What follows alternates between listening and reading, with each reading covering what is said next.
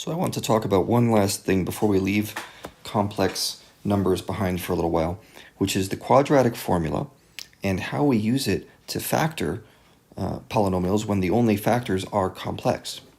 So right here I have the general formula, or a general polynomial, a trinomial, which is in the form ax squared plus bx plus c. And I don't know what a, b, and c are, but let's just assume they're numbers. And you have this variable x. Well, if you can write it in this form, then you know the solutions to it are going to be this. This is what the quadratic formula is all about. It says x is going to be equal to negative b plus or minus b square root of b squared minus 4ac, all divided by 2a. Hopefully you have that drilled into you from previous years. Let's go ahead and use this to figure out how to factor this example right here, x squared minus 4x plus 13. We're going to use the quadratic formula to help us out with that. So first things first, I'm just going to set and declare, I'm going to make this statement. I'm going to say x squared minus 4x plus 13 equals 0. Okay, let's just presume it is 0. If that's the case, then I can come up with solutions. And the solutions are this. X equals negative b. Now, where's b? That's negative 4, right? So negative b is positive 4 plus or minus the square root of b squared, which is 16, minus 4 times a is 1, times c is 13, all divided by 2a, a is 1, so this is 2. Now, backing up a step, the quadratic formula is not something I recommend for factoring in general. But if you had tried to factor this thing, you wouldn't have had any success because it's what we call prime. There's no real factors that exist. You could try all day, it's not going to work. So as a last resort, we are turning to the quadratic formula. Now let's try to simplify this guy a little bit. X equals 4 plus or minus, 4 times 13 is 52, so this is 16 minus 52, all divided by 2. Now 16 minus, here's where it gets hard. What's 16 minus 52? 16 minus 52 is negative 36, great. So x equals 4 plus or minus the square root of negative 36. There's one of those square roots of a negative that we hate so much. But now we know how to deal with it because we know complex numbers. So I would say x equals 4 plus or minus, what's the square root of 36? 6. What's the square root of negative 1? I. So there's your answer. That's what x equals. Or in other words, one of the solutions of x equals, here, let's simplify this a little bit. This is going to be 2 plus or minus 3i. Okay, so the first solution of x we'll call 2 plus 3i. And the second solution of x is 2 minus 3i. Now, these are solutions. This isn't factoring. Remember what we wanted? We wanted this thing factored. So keep this in mind. You can always write solutions in this form.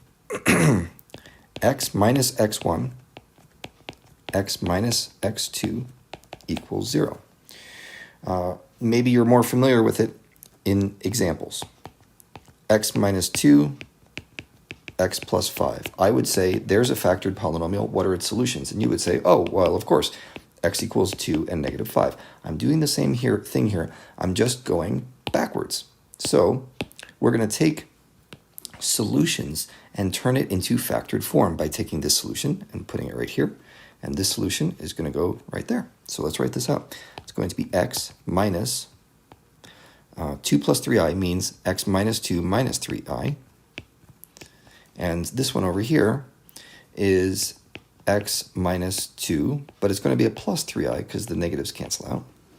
Okay, equals 0.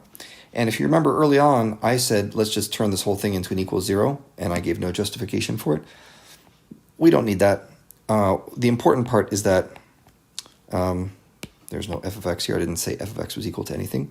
I'm just going to take this guy, copy you, bring you down here, and we need to recognize that this and this right here are the same thing.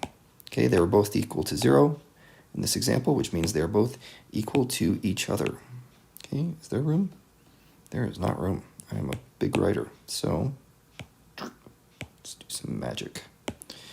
There we go. So we have a fully factored polynomial here, but it has complex roots.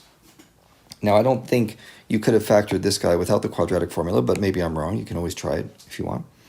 One thing I also want to point out at this point, if you take a look back here, right where we found these roots from the quadratic formula, these guys, I'm interested in these. Do you notice that they are conjugates of each other? The quadratic formula has a tendency to produce complex conjugates. And it's not a coincidence, because if you look closely at the quadratic formula, it has this thing right here. See that plus and minus sign? That is what causes complex conjugates to appear out of the quadratic formula. And this leads to something else called the complex conjugate root theorem. This is a theorem in mathematics that says if I tell you that one of the solutions to an equation is this guy. Let's say I just give you, you know what, here, it's getting crowded up there. I'm just going to make something up down here. Show you what I mean. F of x equals, I don't know. But I do know that one of the solutions is 14 plus 5i. Okay, I just made it up. And I want to know what's another solution. Well, by the complex conjugate theorem, it must be 14 minus 5i. If you have one complex root of a polynomial, then by the theorem that I just mentioned above, you must also have another complex root, which is the conjugate of the first. That's what the theorem tells us.